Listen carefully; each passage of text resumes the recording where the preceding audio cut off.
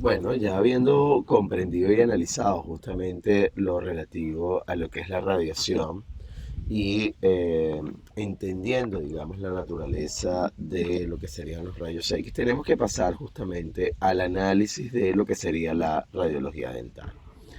Para ello vamos a hacer un breve resumen y de esta manera comprender cómo funcionan los equipos de rayos X y luego irnos llevando a cada uno de los distintos equipos utilizados en la práctica. Para ello, la primera gran pregunta es ¿por qué protección radiológica en odontología?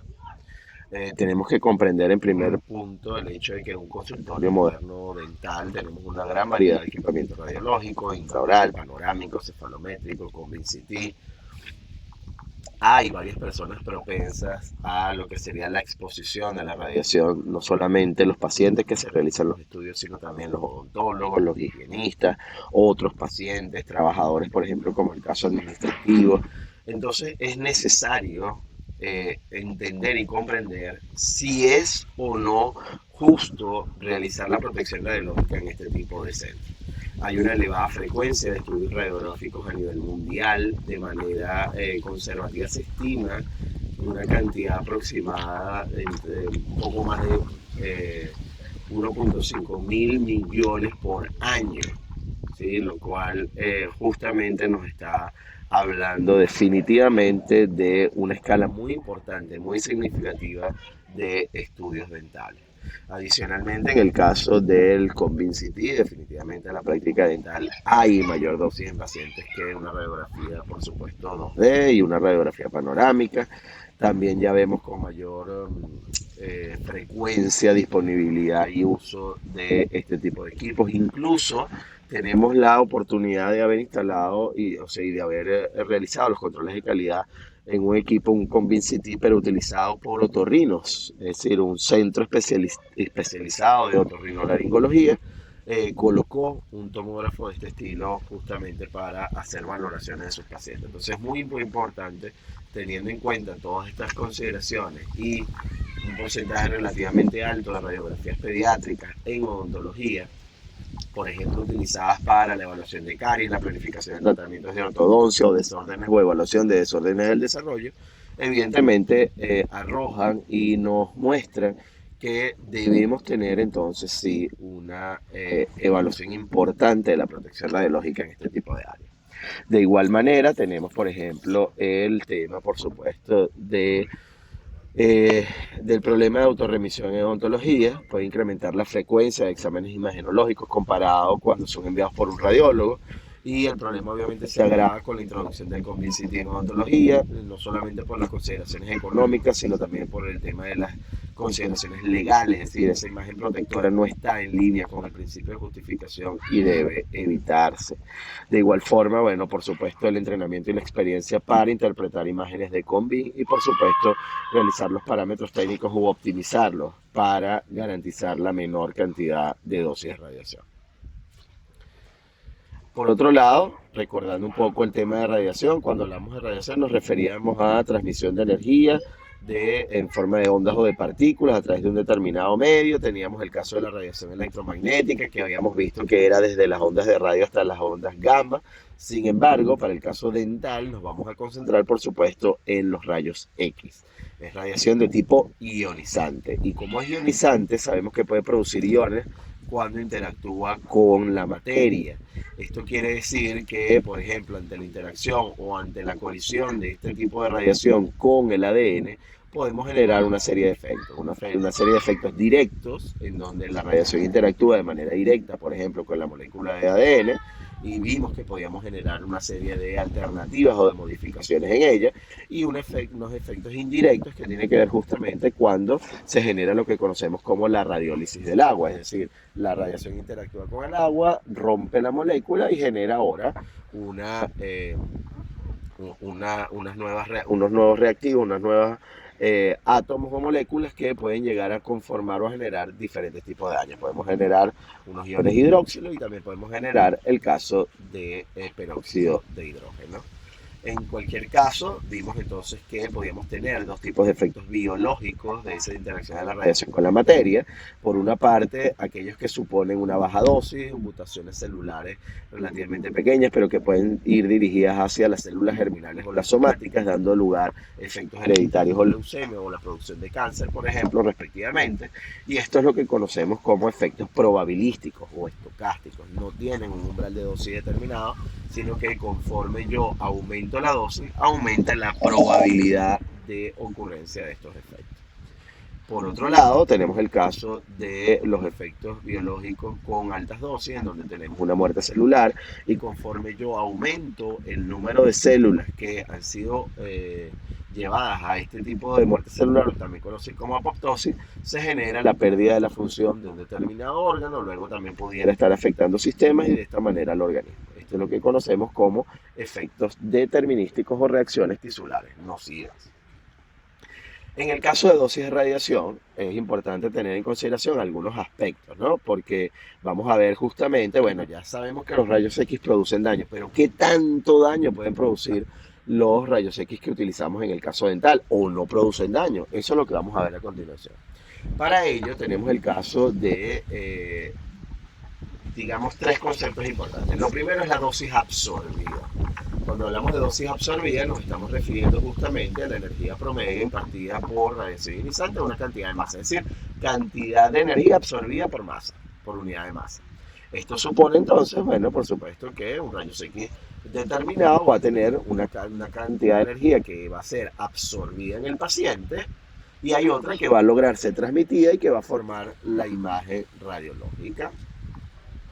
Ahora, luego, nosotros tenemos que considerar, bueno, dependiendo de en qué áreas vamos a exponer ese cuerpo humano a radiación, tenemos entonces que darle orden a ese tipo de dosis absorbidas, ¿no? Y para ello tenemos entonces que considerar, primero que para exposiciones que no sean de cuerpo entero, ¿sí? Que en general son así las exposiciones médicas, las dosis absorbidas en un órgano o tejido dependen altamente de la zona expuesta a radiación.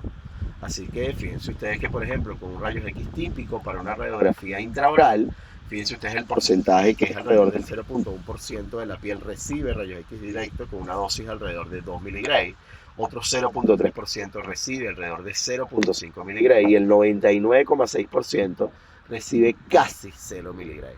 Digo casi porque la dosis absorbida total en piel es de 0.0035 miligray. Entonces, obviamente es necesario hacer una valoración integral de ello. Ahora bien, esa dosis absorbida, ¿qué ocurre? La tenemos que correlacionar con el tipo de energía con la cual vamos a trabajar. En el caso dental, por supuesto, obedece a rayos X, ¿sí? Y lo importante acá es que tenemos un concepto cuando relacionamos la dosis absorbida, es decir, la cantidad de energía absorbida por unidad de masa, y la relacionamos ahora con la cantidad de radiación. Bueno, en ese momento estamos vinculándolo justamente a lo que conocemos como dosis equivalente. Y es equivalente porque dependerá del tipo de radiación con el cual nosotros vayamos a exponer a ese paciente. Fíjense ustedes que para el caso, por ejemplo, de una dosis absorbida de 1 miligray, en el caso particular de rayos X, la dosis equivale a 1 milisievert. ¿Sí? Entonces, en ese caso particular, el valor numérico de la dosis absorbida y la dosis equivalente es exactamente la misma, solo que varía en unidad. Por el contrario, en el caso de las partículas alfa, fíjense que un mismo miligray de dosis absorbida, pero de partículas alfa, supone una dosis equivalente de 20 milisievert.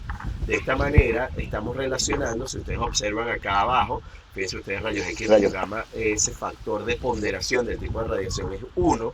En el caso de radiación de beta también, en el caso de radiación con neutrones está en el orden entre 2 y 20, en el caso de protones alrededor de 2, en el caso de radiación alfa es de 20, y entonces esto nos está dando una relación en función de la efectividad biológica que pueden tener esos tipos de radiación.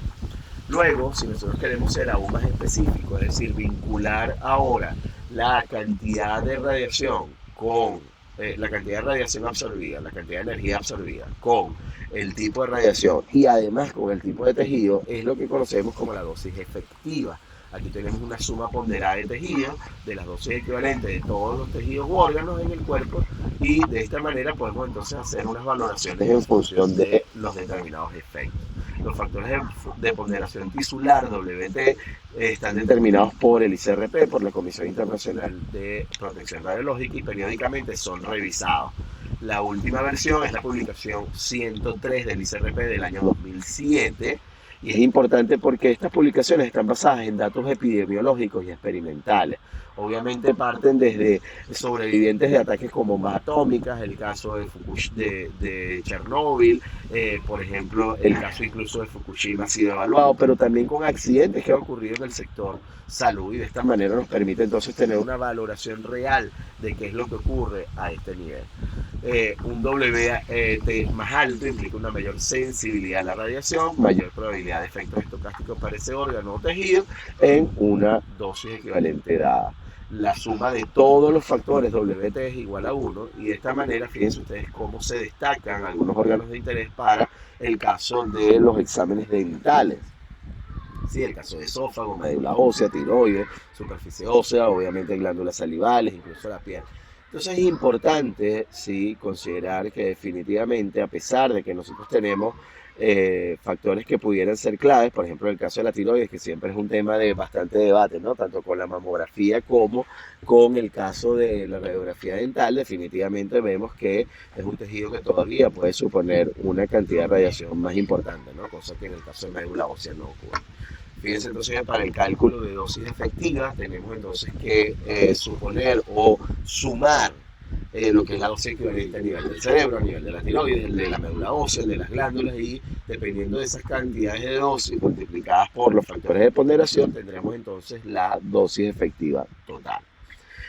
La ICRP actualiza estos factores de ponderación de manera, como les había comentado, de manera recurrente. Fíjense ustedes que la publicación anterior a la del 2007, que es la 103, fue la publicación 60 del ICRP. Es por eso importante que usemos siempre la más actualizada de estas publicaciones, de manera tal de que, por ejemplo, hay algunos cambios importantes para el caso de exposiciones dentales, el caso de, por ejemplo, para glándulas salivales, ¿sí? Se introdujeron, y en el caso, por ejemplo, de la tiroides bajó de 0.05 a 0.04. ¿Sí? Entonces es importante considerar estos factores. Fíjense que en promedio las dosis para exposiciones dentales estimadas usando estos factores se han estimado en un 32 a un 422% más alta que aquellas que usan los factores de ICRP 60. Por eso es que es tan importante dichas actualizaciones.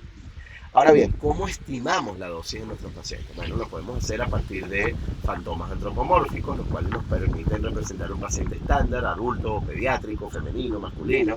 ¿Sí? Las mediciones hay en algunos puntos dentro del fantoma que permiten estimar dosis absorbidas y dosis efectivas en determinadas regiones, pero hay algunas limitantes, ¿no? Evidentemente no tenemos todas y cada una de las descripciones con las densidades de cada uno del interior del cuerpo, por lo cual supone algunas restricciones a la hora de la valoración. Por otro lado tenemos, por ejemplo, simulaciones que pudiéramos utilizar con el caso de Monte Carlo. Son dosis calculadas en base a simulaciones por computadora. Acá sí, evidentemente podemos entregar mayor cantidad de información a la computadora y de esta manera entonces poder tener una estimación un poco más real. De igual forma también tenemos el caso de índices de dosis y factores de conversión, en donde, bueno, utilizamos mediciones de dosis en configuración estándar, por ejemplo el caso de producto dosis área. Se tienen factores de conversión, por ejemplo, para el caso de lo que pudiese ser dosis absorbida, por ejemplo, y la dosis efectiva, determinados mediante mediciones físicas o a través de simulación. En cualquier caso, ¿qué ocurre con las dosis de radiación? Tenemos dosis efectivas para estudios dentales. Fíjense ustedes, las dosis efectivas están en microsievert. Esto es muy importante porque es un factor, sí, muchísimo más pequeño que el que estamos acostumbrados a ver en el caso de los milisievert. Fíjense ustedes, obviamente, en el caso de la radiografía intraoral estamos en 0.3 microsievert, ¿sí? Y esto puede ir de 0.3 hasta 21.6. Recuerden también que el caso cuando nosotros nos referimos al caso particular de unos rangos, ¿sí?, de radiación, obviamente esto proviene o corresponde justamente al tema de que depende de los parámetros técnicos que nosotros vayamos a emplear o que nosotros vayamos a utilizar. Dependiendo de estos parámetros técnicos, entonces, claro, obviamente tendremos mayor o menor cantidad de dosis a entregar a nuestros pacientes, ¿no? Esto es muy, muy importante que lo tengamos en cuenta.